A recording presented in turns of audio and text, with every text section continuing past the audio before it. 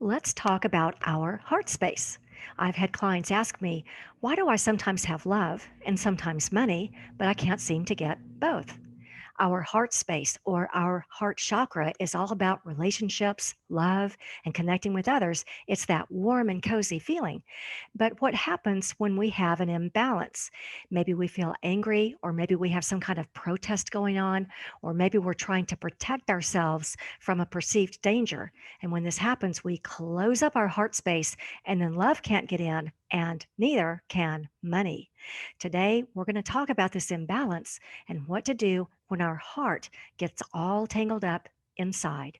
This podcast is all about helping you with your spiritual growth so you can overcome obstacles and manifest your destiny to crystallize all things good, basically, to have success on life's journey. It's all about getting unstuck by unlocking your hidden power. So let's get started.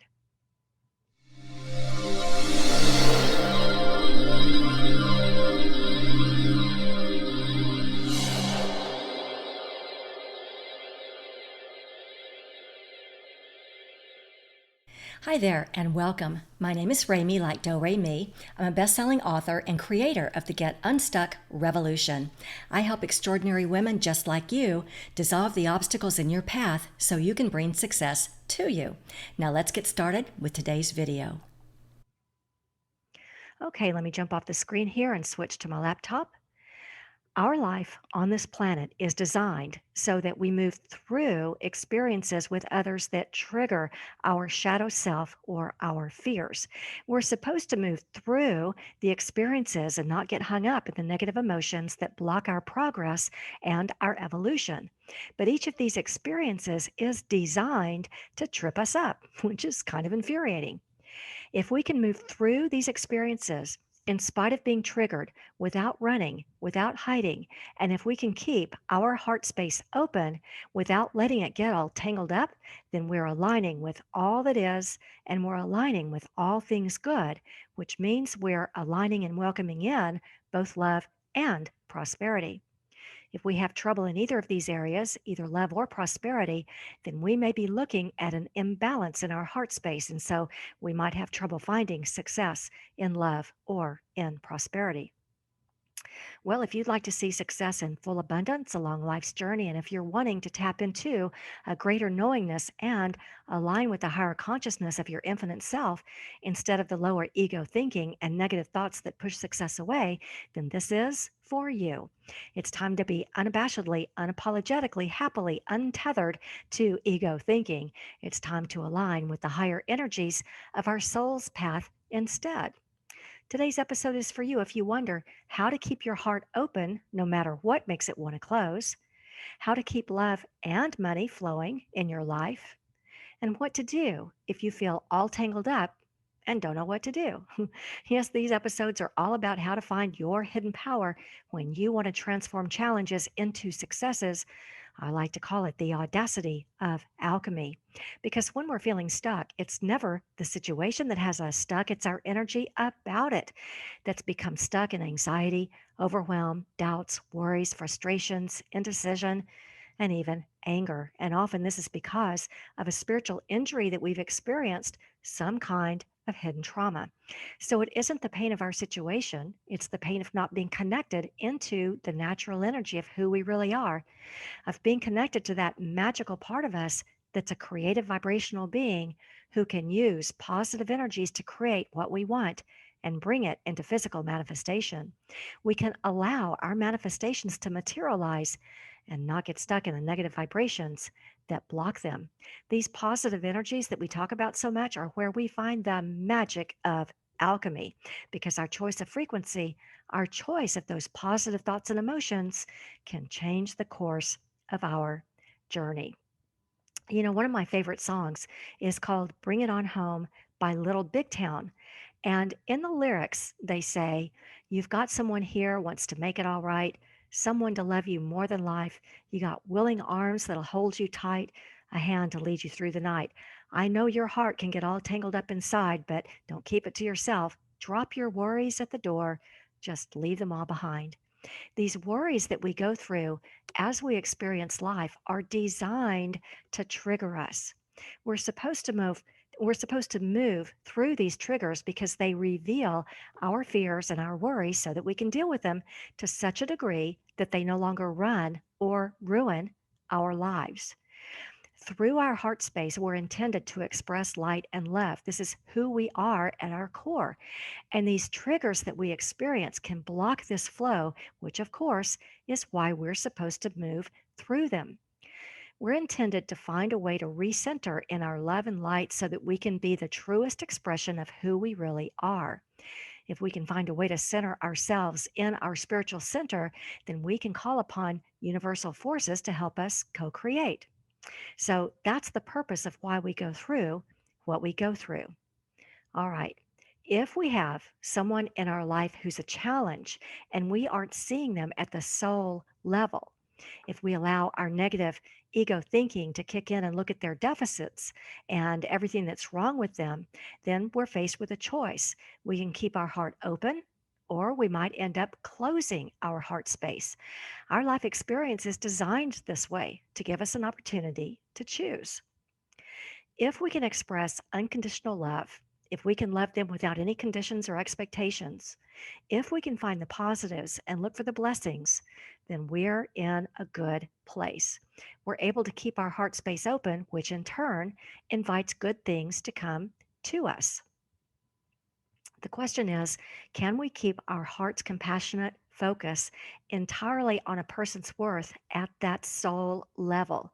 Can we do this even if someone tries to bully, abuse, manipulate, mistreat us, or toss us aside as if we don't matter? If we can keep an open heart in spite of invalidation, we're in a good place. We're open enough that good things can still move toward us. All right. Now, in order to keep an open heart, we want to see others as one with us, no matter what their behavior may be. We're all connected. This is the concept of unity, that everything is connected to everything else, and we're all one. If our goal is to love someone unconditionally and without any expectation in return, then we want to make a conscious choice not to respond or react, because in just one heartbeat, in the blink of an eye, our own heart can close. Now, this can be enormously challenging in trying to view people in situations with compassion, even if they're being abusive. That presents a challenge. But this is important. We would be foolish to let our heart space close when we're subjected to discouraging words or actions. Our hearts were not designed to be wise.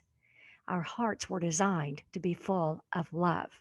And so we want to do everything we can to make sure that heart chakra stays open. All right. People who invalidate or abuse us don't always understand what they're doing. They don't yet know how to see us from the soul's perspective that we're all one.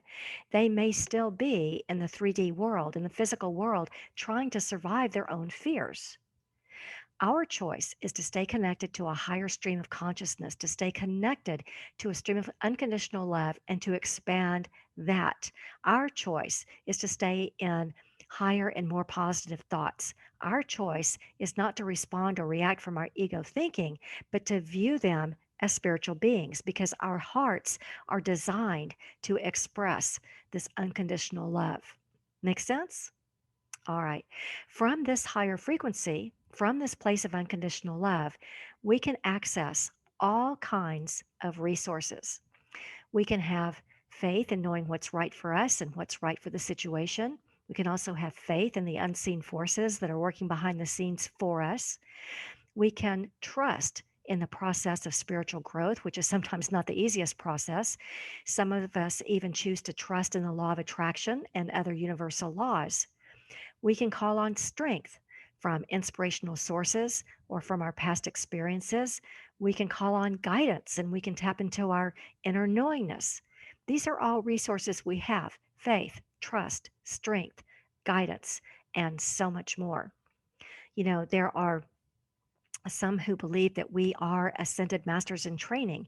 And this is one of the principles in the Course in Miracles, as well as other pieces from history. We are very young spiritual masters, but we do have some great resources here: faith and trust and strength and guidance and so on.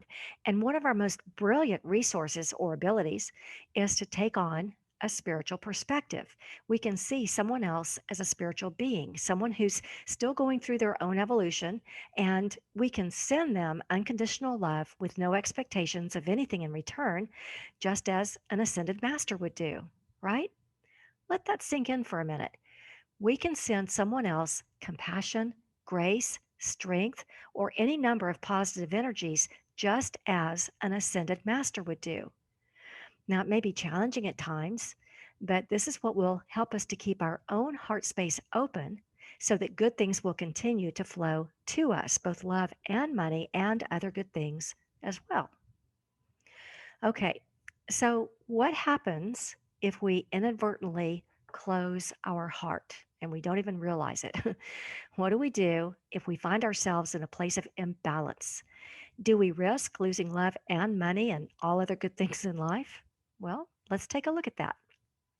I had someone in a workshop recently who was doing quite well in his business. His revenues were up, about tripled from where they'd been, and there was growth on every level of his business. And he felt like he was on top of the world, ready to be in this new level that he'd been working so hard toward. And then, just as quickly as things expanded, everything in his business suddenly collapsed. Now, as he and I explored his situation a little bit, we uncovered some distractions from a failed romantic relationship. His thoughts were creating some emotion, which in turn will create an energy. And as we know, the universe takes its instructions from our thoughts and our emotions and the energy that we're vibrating. The universe is very impersonal this way. It takes its instruction about what it will bring us based on our emotions and how we're feeling and what our energy is. The universe doesn't care about the story. The universe doesn't care about the story behind it. It's taken its instructions from our energy. So this guy in the workshop said that, well, just like Tinder, he was going to swipe left on his thoughts, on those distractions, on all the emotion, just swipe left and just let those thoughts go be over there as he motioned to his left. He said he was going to compartmentalize those thoughts and just make a decision to not entertain them. Just swipe left. And in fact, this was interesting. He said that some time ago he used to be in med school with the idea of going into emergency medicine.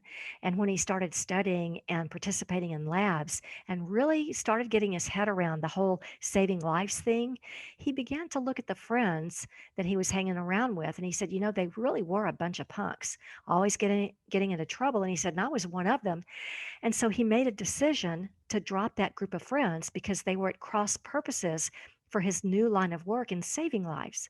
He literally swiped left on that entire group of friends. And as he was talking about this, he had an aha moment saying that these negative thoughts that he was having about his failed romantic relationship were interrupting. They were at cross purposes for what he wanted to create in his business. And so, sure enough, after swiping left on the negative thoughts and compartmentalizing them over there, his revenues turned back around in just a couple of weeks.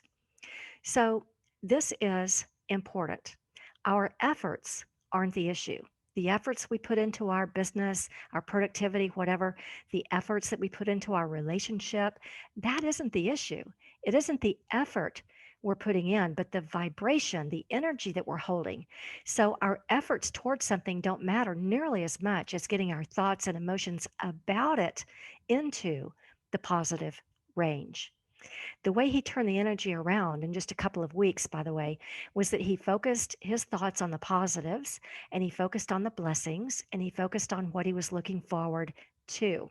And we talk about that quite often here on this podcast. We have to be diligent about directing our thoughts toward the most positive outcomes because our positive thoughts are giving the universe the instructions it needs to bring us a better than expected outcome.